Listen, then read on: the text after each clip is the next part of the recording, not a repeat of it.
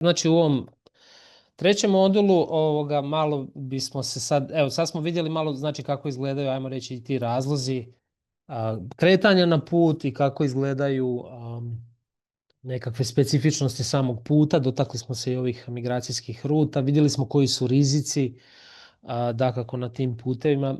Vraćat ćemo se ponešto o tim temama i nekim kasnijim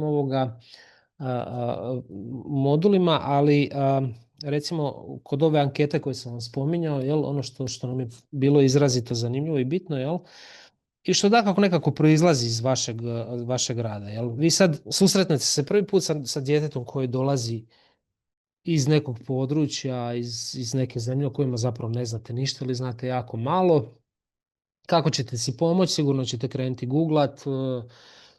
Komunikacija je prvi osnovni problem, da li će vam tu pomoći nekakav Google prevoditelj ili slično, ali negdje se susretnete sa tim da zapravo ta vaša komunikacija može biti otežana ili pomalo nedostatna jer uviđate da postoje nekakve kulturne razlike koje možda nisu nepremostive, ali ne znate dovoljno o tim nekim kulturnim specifičnostima tih društava iz kojih ta djeca dolaze. Dakle, naši stručnjaci koji su ispunili tu anketu su prijavili da bi htjeli možda malo više doznati o tome. Ivana će vjerojatno spomenuti, kasnije vam možemo poslati linkove. Postoje dakle i međunarodni webinari koji upravo obrađuju određene države porijekla, koji su vrlo, vrlo informativni, vrlo zgodni, da zapravo vidite i naučite možda neke stvari ili posvijestite neke stvari koje vam onda mogu pomoći u razumijevanju baš nekakvih pojedinih ponašanja neke od te djece, a koje su, kažem, uvjetovane upravo tim nekim kulturnim miljejima i habitusima zapravo iz kojih oni dolaze. I nekakvih obiteljske strukture, rodnih uloga, očekivanja naprosto od djece i tako dalje. Pa bi se malo načina komunikacije i slično. Pa bi se malo možda posvetio tome. Znam da moram malo ubrzati slobodno ako nešto nije mi jasno pitajte.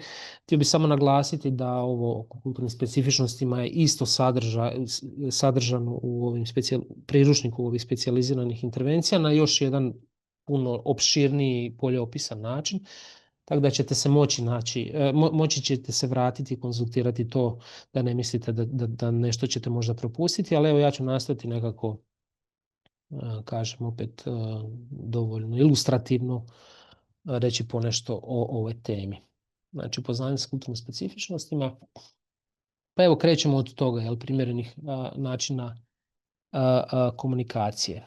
Zašto je to bitno? Zato što naprosto kada dobijete dijete, da biste uopće doznali ko je, kako je, šta je prošao, koje traume je doživio i slično, kako mu vi možete pomoći, ali morate ostvariti nekakav kontakt i morate uspješno komunicirati sa njim.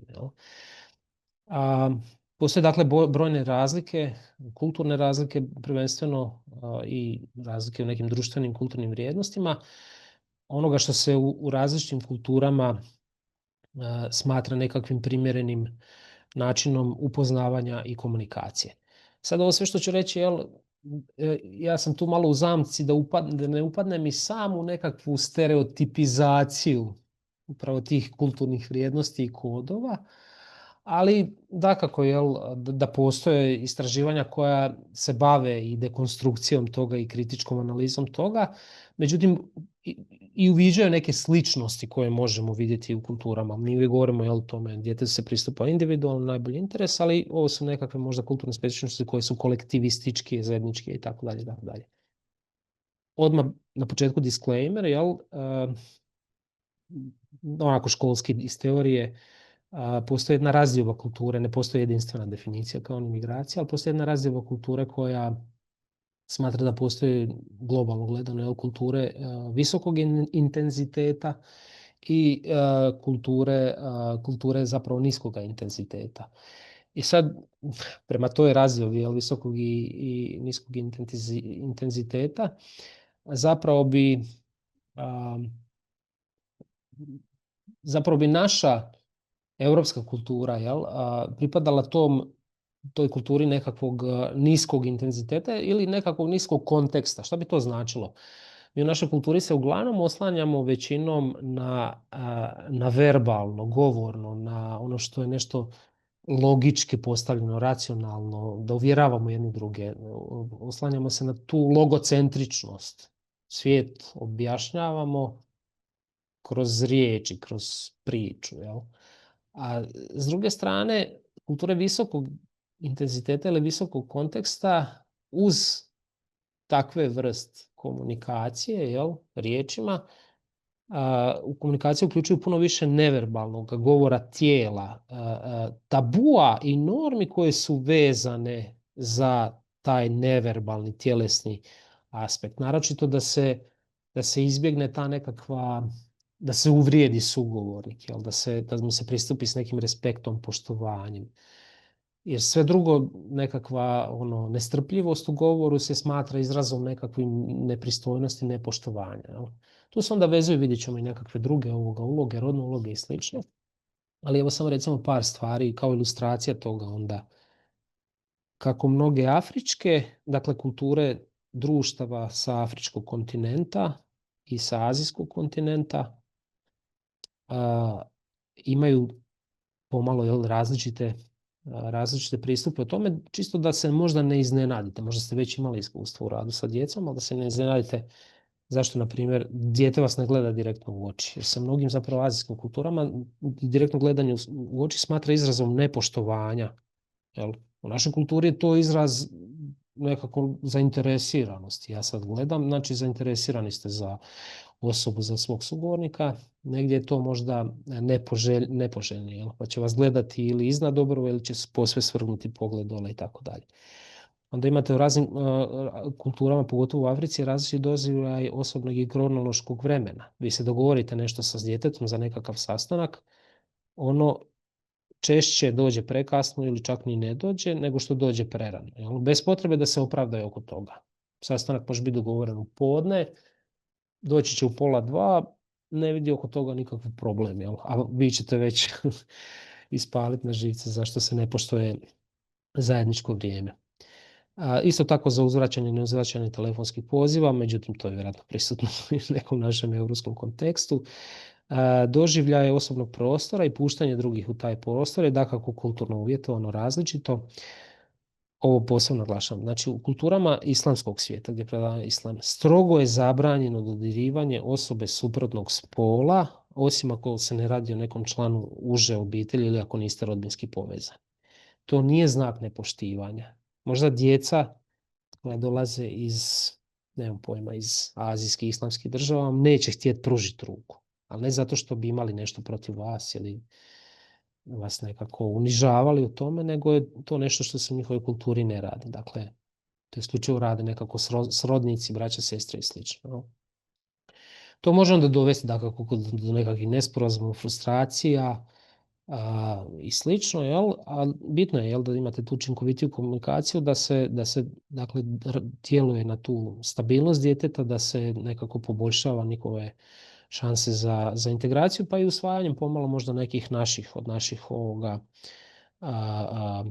kulturnih kodova. To su naprosto bitne interkulturne, međukulturne kompetencije koje bi svako od vas odgajatelja i drugih stručnih radnika trebao barem bazično njegovati.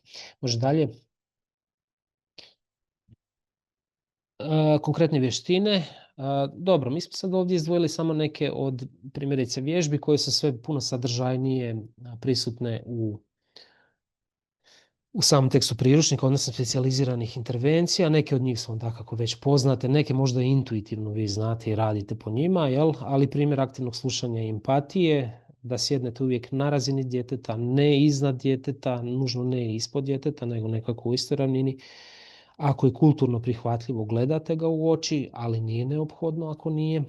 I pitate otvorena pitanja o onome čemu je spremno razgovarati. To je vježba znana kao ogledalo emocija. Ponovite sve ono što vam dijete kaže, dakle kao da parafrazirate. Jel dijete nešto izgovori, tužan sam, nije mi dobro ni slušno, zbog toga što sam otišao, vi ponovite njegovim riječima i onda mu postavite pitanje možemo li još nešto popričati o tome, više popričati o tome i slično. Jel? Znači ne idete kao detektiv ili policajac ga sasuti sa paljbom pitanja, nego naprosto samo na temelju onog što vam je spremno reći u tom trenutku, vraćate njemu tu njegovu rečenicu misao i pokušavate malo načeti i doprijeti do njega da vam se otvori da nastavi pričati. Kažem, evo, to su neki primjeri ovako manjih vježbi kojih ima obiluje zaista specijalizirane intervencije. Mi smo ih samo ovdje stavili da vidite, da vam damo kao jedan uvid u sadržaj toga koje je tamo. Tamo ćete pronaći puno više vježbi na tu temu, a opet uvažavajući neke od ovih kulturnih specifičnosti koje smo sada spomenuli. Može dalje.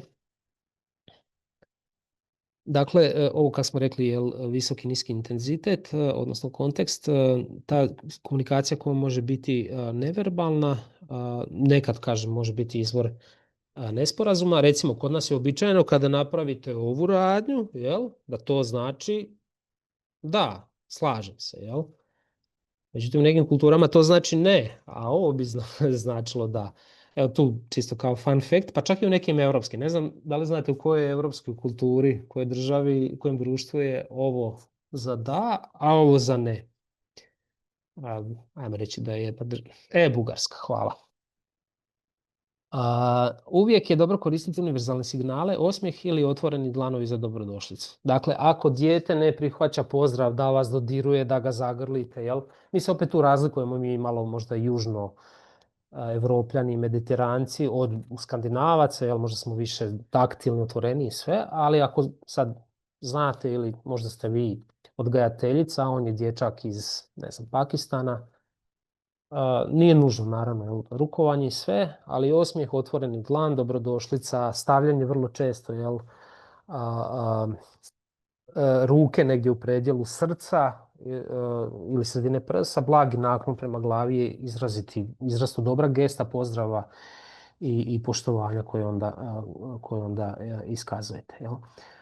Nemojte se iznenaditi, možda u nekim državama Južne Azije posve običajno da muškarci pa i čak i stari dječaci se drže za ruke, hodaju zagrljeni i razgovaraju. Naravno, u nekom našem kulturnom kodu bi se to možda drugačije iščitalo, ali dok je kod nas na javnoj površini normalno da vidite mladiće i djevojku da se ljube, u nekim državama je to izrazito veliki tabu i smatra se neprihvatljivim, nečim što je nužno bitno za neku privatnu sferu. U nekim kulturama islamskog svijeta, ovo je zanimljivo, jaki patrijarhalni kod uvjetuje da se muška djeca u dobi od puberteta nadalje izravno ne obraćaju odraslim ženama. Dakle, to je bilo slučaj, to su nam čak govorile i ove naše interkulturne medijatorice, kolegica iz Dugava koja radi kao interkulturna medijatorica tamo, Sima, koja je tu, pozdravljam ju, da to može biti slučaj, zbog tog patrijarhalnog koda koji je uglavnom usmjeren na ajmo reći, pomalo mačoističko preferiranje zapravo, i priznavanje autoriteta zapravo i odraslih, najstarijih i slično, a i pri tome, žene koje se poštuje su vjerojatno vaša majka, sestra i slično, ali nemate zdravi autoritet prema drugoj odrasloj osobi ženskog spola. I onda to neki naši odgajatelji su znali tumačiti kao bezobrazluk, nepoštivanje i slično. Siguran sam da izgleda tako na prvu, ali kažem, opet je to nekakva duboko kulturno uvjetovana praksa. Nešto što su djeca naučena i treba sigurno proći neko vrijeme da se oduče od toga, ako ikad, i da usvoje možda neke naše kulturne vrijednosti i kodove. No, kažem, možda je dobro biti upravo svjestan naprosto toga i onda pokušati naći nekakav zaobilazan način, bilo da onda osoba istog spola se pozove da možda posreduje u tome, bilo da im se objasni pa da im se ukaže da takva vrsta komunikacije će onda biti više jednostrana. Vi ćete biti koji će se obraćati njima, a da oni možda mogu na neki drugi način, bilo putem pisane poruke ili nekako se izraziti. Malo je izazovno, ali vjerujem da ćete to moći premostiti u svom radu. Može dalje. Korištenje prevoditelja jezičnih alata, zapravo vam pričam stvari koje već znate, koristite ih sigurno, pošto broj prevoditelja i interkulturnih medijatora je nedostatan i nedovoljan. Za neke jezike, nažalost, ne postoji, iz nekih vrlo egzotičnih dijelova s kojih su mogli doći. Za manju djecu se može koristiti slike i crteže za bazično sporazumijevanje. Mi dio toga imamo i u samom priručniku. Djeci je to dosta zgodno naprosto jer i nisu sama pismena i nešto što će lakše prepoznati. Nemojte upasti u zamku ukoliko dijete, dakle pričamo u djeci i mladima u migracijama. Ovdje smo fokusirani na djecu bez pratnje, ali možete imati slučajeve kada se radi o nekakvoj obiteljskoj strukturi. Nemojte tražiti nikada djecu da prevode za svoje roditelje, osim ono što je neka bazična komunikacija, jer naprosto dječji kognitivni kapaciteti nisu dovoljno dobri i postavlja se pitanje zašto bi opterećivali djeteta sa nekim možda bremenitijim temama i stvarima koje je bitno da riješite sa roditeljima. Postoji aplikacija Duolingo gdje se mogu naučiti osnove jezika, neke ključne riječi, pozdravi. Ako se ne varam, aplikacija je besplatna i dostupna uz registraciju. Možete je pokušati koristiti, vježbati, uzmimo malo da vidite. Djeca uvijek cijene to ako ćete barem znati pozdraviti na njihovom jeziku, reći dobar dan, hvala i slično. Naravno, prepoznaće da ne znate puno više od toga, ali će to protumačiti kao jednu zapravo vrlo pozitivnu, afirmativnu gestu dobrodošlice zapravo sa vaše strane, što i jest jedan početak onda izgradnje nekakvog snažnijeg odnosa povjerenja. A kod prijevoda prevedeni sadržaj treba biti potpuno i točan bez mijenjanja, izostavljanja ili dodavanja bilo čega u onome što korisnik kaže i bez objašnjenja. To je jedna sugestija koja se tiče jednako i prevoditelja interkulturnih medijatora, da zaista prevode ono kako je rečeno bez nekih svojih upliva, jer onda se puno više gubi u toj komunikaciji i puno se više nadodaje neki sadržaj koji možda konstruira, koji možda ne bi trebalo.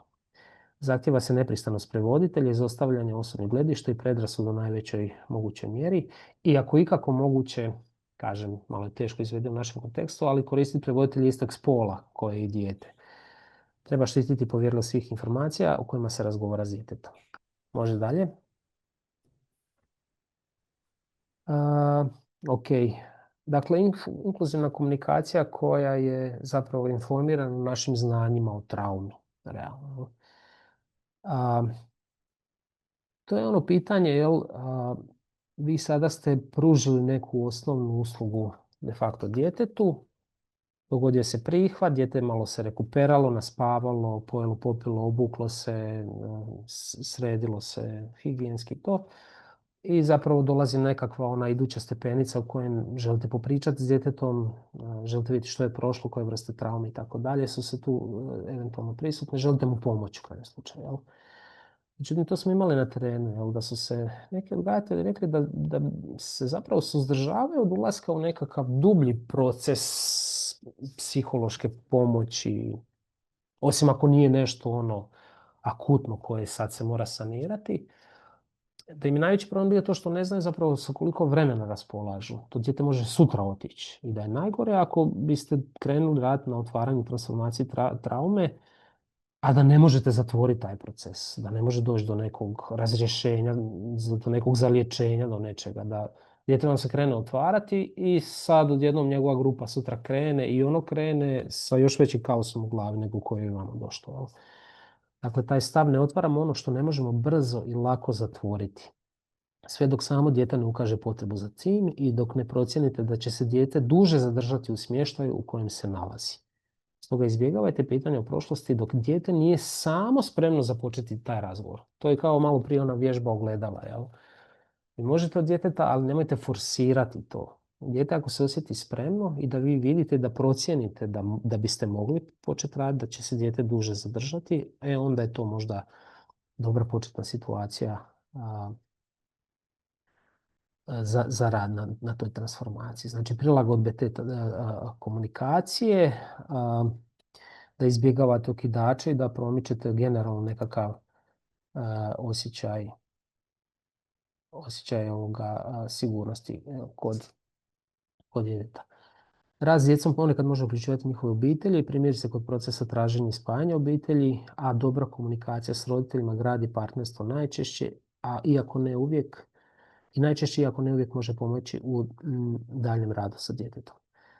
Dakle, to se stvara naprosto kroz jedan vid digitalne komunikacije. Ako je moguće i ako je potrebno, ako procijenite, ako je dijete to koje traži, vi možete se sudjelovati na nekom organiziranom sastanku preko WhatsAppa ili Vibera ili nešto s obiteljima uz prevoditelje, ali se prije toga informirajte i sa posebnim skrbnikom ako je potrebno da bude i tu.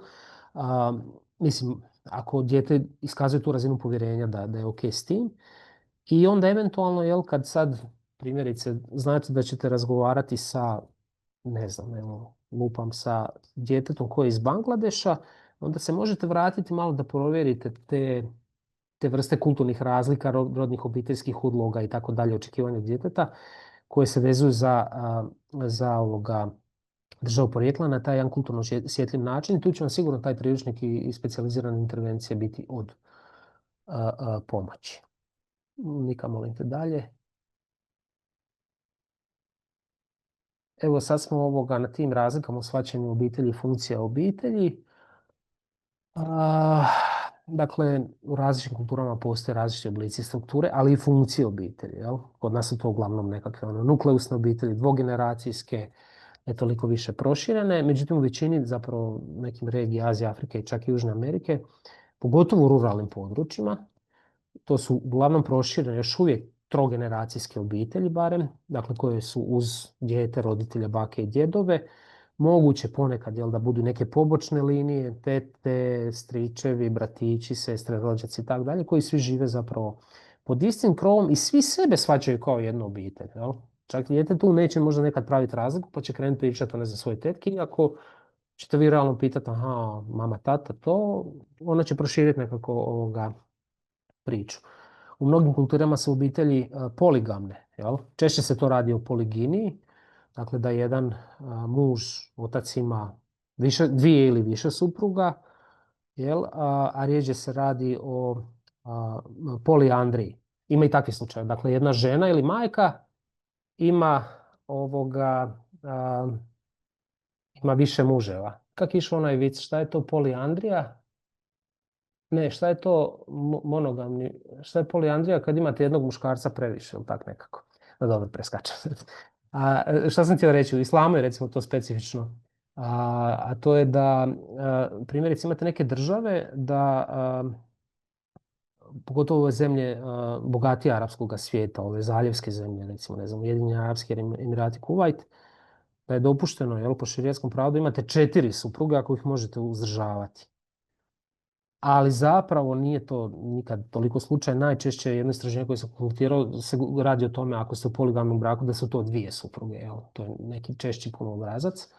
Primjerice u Pakistanu kada tražite drugu suprugu, onda muškarac mora dobiti dopuštenje od tog nekakvog lokalnog mjesnog vijeća, staraca, i koji onda zahtjeva još izdavu suglasnosti prve žene da se ona slaže s tim da sad u braku uđe i druga žena. To je, kažem, sve puno različitije nekako od našeg konteksta. Praktično neka stvara probleme u tome, recimo, kada računate na prakse spajanja obitelji, jel? Pa ko se sad spaja sa kime i ko sve čini tu proširenu obiteljsku zajednicu, ali da budete svjesni da je nešto različitije nego naš kontekst. Isto tako mnoga društva imaju još diferenciranije sustave oslovljavanja. Jel? Kod nas ćete reći anklu ujak, a tamo ćete znati točno da li je sa matrilinearne ili patrilinearne strane. Moja majčina teta. Dobro, kod nas je razlika stric ujak jasna, jel? Ali puno su neka specifičnija, ajmo to tako reći, preciznija određenja. Može dalje slajd? Drago, samo da ti kažem, imaš 9 minuta još do pauze. Dobro, a toliko puno o obiteljima i... Ovo je, znam da je sigurno ljudima zanimljiva i važna tema, jer to je jedan od rezultata što je pokazalo potrebu za razumijevanje kulturnih specifičnosti. Ne bih ti voljela uzeti to vrijeme, ali evo, samo da malo moramo. Nastojat ću onda ubrzati, imat ćete prilike čitati dakako u ovom tekstu. Dakle, u nekim društvima i dalje postoje dogovorni brakovi. To nam je naročito bitno za priču o djeci bez pratnje, jer vidjeli smo, mnoge djevojčice, čak i poneki dječaci mogu bježati upravo od takvih dogovornih prisilnih brakova. Kod nas to nije, u neke kulture dopuštaju brak i sa prvim rođacima i ti nekad brakovi možda eventualno mogu biti i dogovoreni. Imate recimo slučaj, recimo to je zanimljivo u Indiji i Nepalu, jel, da u principu to stupanje u brak, pitanje je koliko je slobodno. Dakako, ok, možda među nekim bolje obrazovanim, urbanim, mladim osobama je, ali negdje u nekim ruralnim dijelovima, jel, sa nižim razinama obrazovanja, nižim razinama materijalnih primanja, stupanje u brak vam je uglavnom ograničeno na istu kastu, na istu religiju prvenstveno, jel, ono, ako ste hindus, tražite hindus, ako ste muslimana, ali na istu kastu, religiju. Dakle, po mogućnosti isto lokalno određenje, isto selo, pa čak i nekakvu subetničku pripadnost. I znam onda iz jednog primjera, jednog prijatelja, da se čak gleda i nekakvo podudaranje vaših osobnih horoskopa otprilike. Znači, to je toliko striktan zapravo sustav koji morate zadovoljiti te kriterije, da nije nejasno zašto djeca čak bježe iz toga, kao neke vrste kontrole i nadzora. Imamo jedan dobar primjer vježbe za utvrđivanje obiteljskih i rodbinskih odnosa djeteta i osoba koje tvrdi da su povezani kad se događa procjena najboljeg interesa djeteta u centru ili prihvatilištu.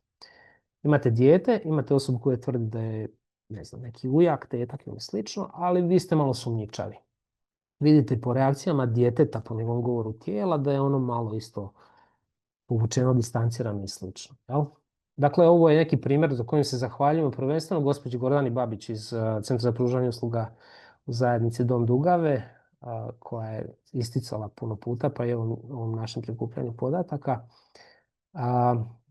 Što bi ona radila i što preporučujemo i vama? Razdvojite dijete u jednu prostoriju, srodnika koji tvrdi da mu je srodnik u drugu prostoriju, date svakom list papira, olovku i pinkalo i pitate da nacrta i pojasne vlastito obiteljsko stablo. Naravno, dijete će nacrtati ono kako je, vjerojatno po istini i dosjećanju svega, a pošto su razdvojeni u tom crtanju, ukoliko srodnik ne bude barem približno znao replicirati isto to stablo kao i dijete, to vam je znak za opasnost, za crvenu zastavicu, jel? Da se možda ne radi upravo o srodniku, nego o nečem drugom, krijumčaru i slično. Dobro.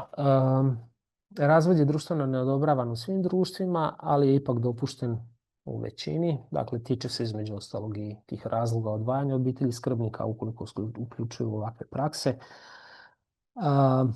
Jeste vezan uz nekakve vjerske dogme. Kod recimo šerijatskog zakona može biti djelo to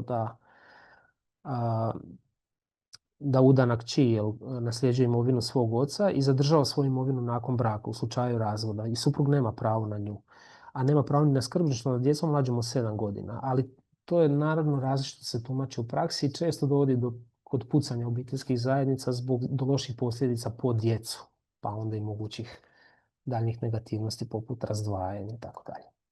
Može slajd dalje. Brojne kulture azijsko-afričkog kontinenta dijele vrlo slične obiteljske vrijednosti i gledanje na rodne uloge unutar obitelji i šireg društva. Dakle, zbirno gledano možemo reći, naravno, sve natruhe ovog možete naći i u svim društvima, pa i u evropskim. Ali možda su još uvijek, s obzirom da smo mi malo dalje otišli u tom procesu i sekularizacije i individualizacije i tako dalje, možda su još malo više prisutni u ovim tradicionalnim društvima. Dakle, disciplina poštivanja tradicije, pod broj 1, bliske obiteljske veze i interakcije, zajedničke proslave, zajednička objedovanja, nekakvi veliki događaji u životu i tako dalje, i tako dalje. Poštovanje, poslušnost i briga za roditelje i starije uz uzdržavanje. I često to onda padne, pazite, ne na najstarijeg sina u obitelji, nego što mislite? Na kog? Na drugog najstarijeg sina u obitelji. Zašto na njega? Zato što je prvi najstariji sin u obitelji već predodređen i usmjeren i natjeran pomalo od obitelji da krene svoj migracijski put. Onda onaj drugi koji dolazi nakon njega, ako ga ima, bude taj koji se brine. Teže naglašavanje kolektivizma nad individualizmom. Jel? Mi jesmo društvo, neko naše evropsko društvo, društvo individu, oni još uvijek možda malo imaju više te kolektivističke obrazce. Snažno kulturno očekivanje marljivosti i ustrajnosti, no donekle i strah od neuspjeha, te osude šire zajednice u slučaju odustajanja. To vam jednako vrijedi za primjerice visoka očekivanja djece u primjerice Kini, odnosno roditelja u Kini od svoje djece za postizanje nekog školskog uspjeha i tako dalje, poslovnog. Kao i ovaj strah od neuspjeha s kojeg smo vidjeli u slučaju djece koji su već krenuli na put i za njih više povratak ili zaustavljanje na putu nije opcija. Jel? To je nekakva sramota, to je strah od neuspjeha. U krajnjem slučaju to je nešto što psiholozi nazivaju efekt propalog ulaganja. Vi ste svjesni da ste uložili puno, krenuli ste na put i materijalno i psihološki još više i nije vam se ostvario cilj koji ste htjeli. Ali naprosto ne možete odustati od njega jer ste već previše uložili pa se nadate da još malo, još dalje će dovesti do tog pozitivnog ishoda. Može dalje slajd? Obiteljska čast, ključna je vrijednost. Utječe na sve od izbora bračnog partnera do odluka o karijeri, a održavanje ugleda obitelji unutar zajednice smatra se kolektivno odgovornošću svih članova obitelji. Pa ja bih rekao da nam je to poznato. Jel? To je malo i ovaj naš dinarijski, planinski tip kulture, obiteljske časti, jel? Obiteljskog obraza, ne daj Bože da se to nešto uprlja. I svi su članovi obitelji pozvani da brane, jel? Tu čast. Često je to vezano iz ove tabuje i rituale oko spolne čistoće bračnih partnera, pogotovo ženske čistoće i tako dalje. Odjeke toga dakako imamo i mi, ali evo možda tim društvima još malo više se zadržalo i više naglašeno. Vjerski festivali, tradicionalni obraci, rituali jačaju obiteljske veze, odaju počast precima. U mnogim kulturama nije samo monoteistička ili politeistička matrica, nego su i vrlo važni ti preci svi koji su iza nas i njima se oddaje počast i tako dalje. Religija je dakako duboko isprepletena s obiteljskim životom na Bliskom istoku. Gostoprimstvo je cijenjena vrijednost neovisno o imovinskom statusu svuda. Mislim, ja sam nešto malo putovao i po Aziji. Ljudi su stvarno bili dosta onako, gotovo kao da im je to možda čak i nekakva vjerska doktrina, stranca u gosti, jel? Da vas prime. Mislim, naravno, treba biti uvijek oprezan oko toga gdje i kako putujete i treba biti svjestan toga iz kakvih podneblja zapravo djeca dolaze. Ali možda s obzirom na gostoprimstvo u njihovim kulturima, neka od djece budu ugodno iznenađena, a neka možda neugodno iznenađena razinama gostoprimstva ili negostoprimstva u ovoj našoj regiji. I može dalje slajd. Aha, dobro, ok. Mislim, evo, Ivana, završit ću sad kroz 3 minute. Tradicionalne kulture subsaharske Afrike, vrijednost koju oni zovu Ubuntu, ona naglašava zajednički život, međusobnu podršku, te vrijednosti kolektiva, resursi odgovornosti koji se dijele da bi se osiguralo dobro iz svih članova. Imate jednu izjavu antropologinje, da li Margaret Mead, potrebno je cijelo selo da bi se odgojilo jedno dijete. Jel? Čak do te razine, recimo, jel? Shvaćanja tih nekih zajedničkih nastojanja, zajedničkih resursa i odgovornosti. I dalje u kulturama prisutno ovo plaćanje cijene mladenke i miraza. Poligamija se tradicionalno prakticira, to smo već rekli. Spolno čudoređe je izrazito bitno povezano sa čašću cijele obitelji. Dalje kažem, su prisutne neke od ovih praksi koje smo spomenuli bili ranije. Kao kontrola, sredstva kontrole ženske seksualnosti, nažalost, i kao možda jedan od razloga odlaska, bijega, pa i odvajanja od obitelji. Može dalje slajd. Evo, mislim da su još 2 slajda do kraja modula. Razliku u odgojnim stilovima. Evo, već smo spomenuli, ta sinovska odanost i poštovanje briga za roditelje temeljena je vrijednost u Istočnoj Aziji. Djeca se odgajaju s jakim osjećajem dužnosti prema roditeljima, što često uključuje financijsku potporu, zajednički život ili brigu u starosti. Znači, kad ovo pročitamo, zapravo nam malo i pojašnjava kako su ta djeca toliko usmjerena na cilj i kako odustajanje nije zapravo opcija. To je nekakav internalizirani, nažalost, sustav takav je kakav je, ali duboko zapravo utječe i uvjetuje neka od njihovih ponašanja koja i vi svakodnevno vidite, doživljavate. Pri čemu ja ne kažem da je ovo ni bolje ni loše, nego ono što mi njegujemo kao kulturne vrijednosti ili od kojih smo odustali, ali je nešto čega treba biti svjestan. Obrazovanje se visoko cijeni u južnoazijskim obiteljima, često se smatra ključem društvene mobilnosti hijerarhijska struktura, disciplina i poslušnost, temeljne vrijednosti, a djeca se odgajaju s jakim osjećajem dužnosti i odgovornosti. Ok, još jedan, predzadnji. Idući slajd, molite. Aha. Bliski istok, roditelji su duboko uključeni u sređivanje vjerskih vrijednosti i praksi svoje djeci, redovito sudjelovanje u vjerskim ritualima, pridržavanje prehrambenih zakona i tabua, obilježavanje vjerskih blagdana, sve se to smatra bitnim za održavanje kulturnog duhovnog identiteta. Roditeljstvo, kolektivna odgovornost, to smo već rekli. Ovaj zajednički pristup da se djeci dobro brine i da su socijalizirane u vrijednosti tradicije zajednice. U mnogim društvima pripovijedanje i poslovice također se koriste kao alati za podučavanje životnih lekcija i jačanje kulturnih normi. Ovo je zanimljivo. Iako se školska postignuća cijene, značajan naglasak se stavlja na vještine učenja koje su bitne za svakodnevni život zajednice, poput poljoprivrede, kuhanja i šivanja. Zašto to spominjem? Evo sad smo imali prilike isto u Bihaću to vidjeti. Ta djeca zapravo žele, oni stvarno žele da se kvalificiraju u nečem. Žele da se usposobe u nečem. Žele da steknu nekakvu, makar malu vještinu, nekakav komad papira, certifikat koji potvrđuje da su prošli neki tečaj, da nešto nauče. U Bihaću ima taj sjajan primjer toga da u 2 mjeseca imaju individualnu praksu rada sa tom djecom. Srednjoškolski profesori, najčešće na engleskom jeziku, kao individualna nekakva konzultativna nastava, gdje ih onda mogu osposobiti za ova nekakva obrtnička zanimanja tipa, ne znam, frizere, automehaničare. Dobiju oni nekakav papir potvrde. Zašto je to djeci bitno? Jer su djeca prijavljivala zapravo, što je nekako logično iz svega ovog što smo rekli, da bi primarni faktor njihovog ostanka u Bosni ili u Hrvatskoj ili bilo gdje bio taj da nađu posao, da zarađuju, da mogu vraćati svojima novce doma.